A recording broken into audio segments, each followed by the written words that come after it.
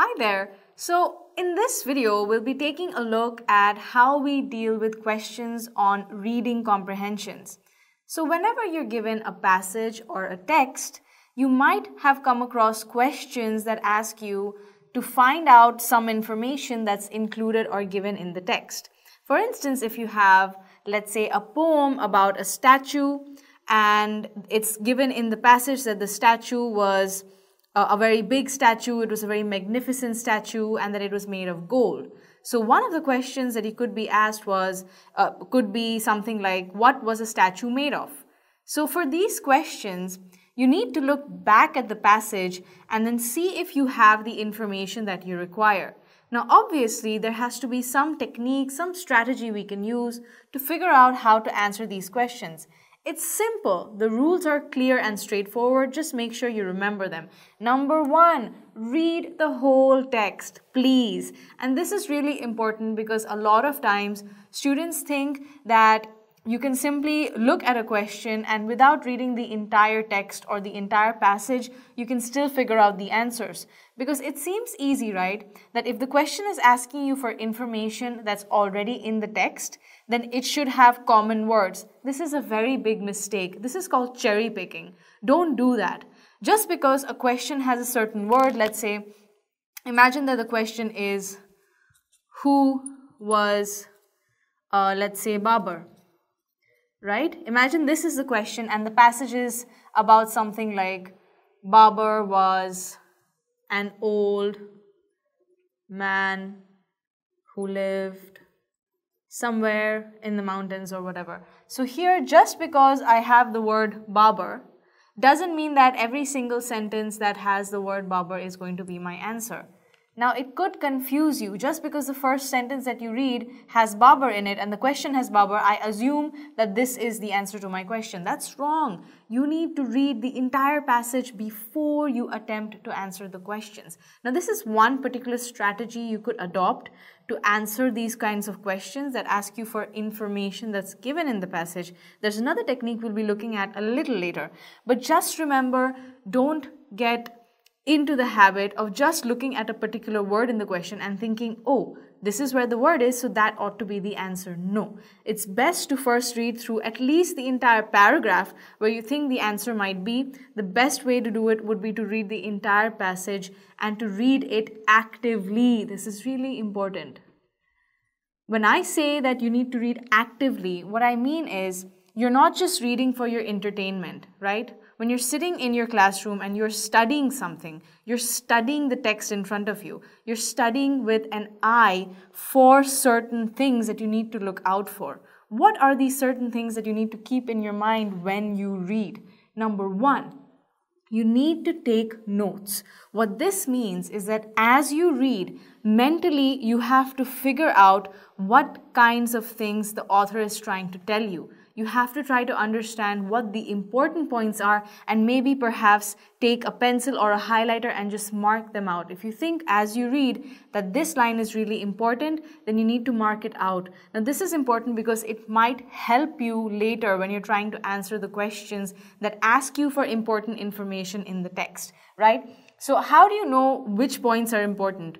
Number one, they could be points or sentences that seem to summarize the entire paragraph or seem to summarize some particular lines.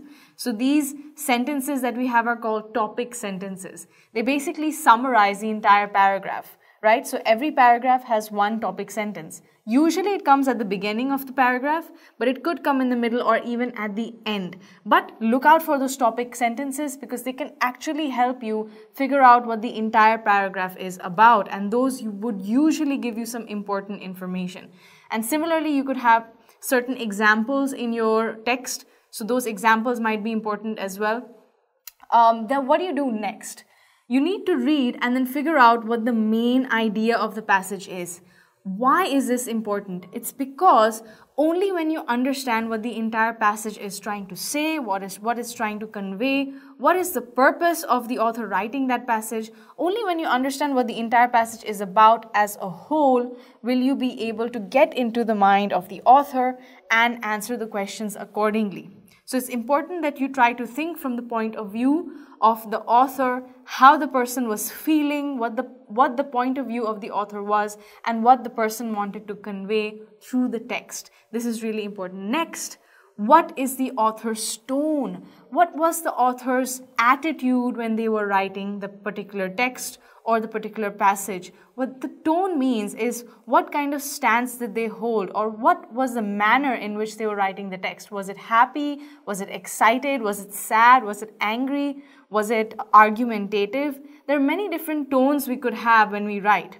For instance, I could say the same sentence and it could mean two very different things based on the tone that I use. If I ask you, what are you doing? In a normal way. So the tone is normal, right? But if I ask you the same question, what do you think you're doing? So that means that I'm expressing the same thing but in an angry tone.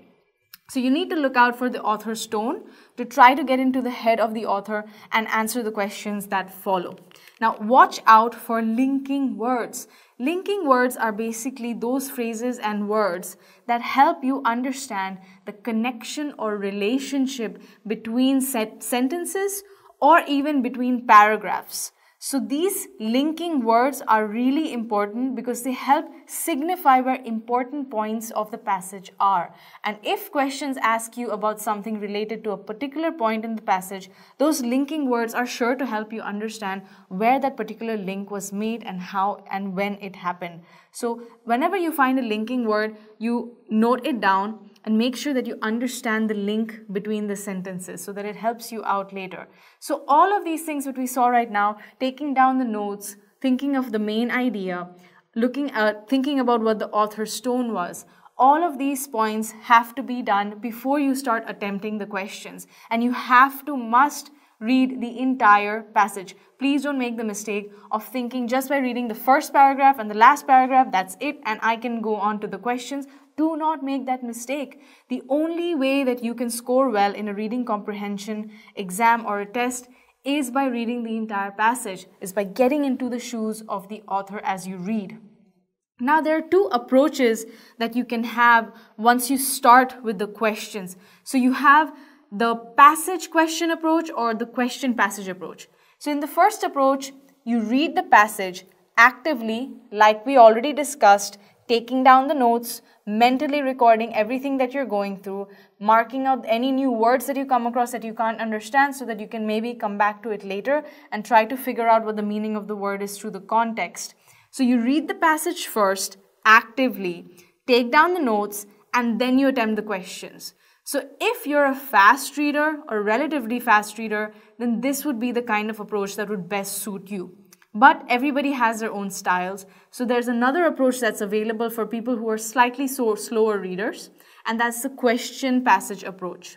In the question passage approach, the first thing you do is go through the questions and go through their multiple choice answers if there are multiple choice answers. So by looking at the questions first, you mentally prepare yourself for what you need to look out for when you read the passage.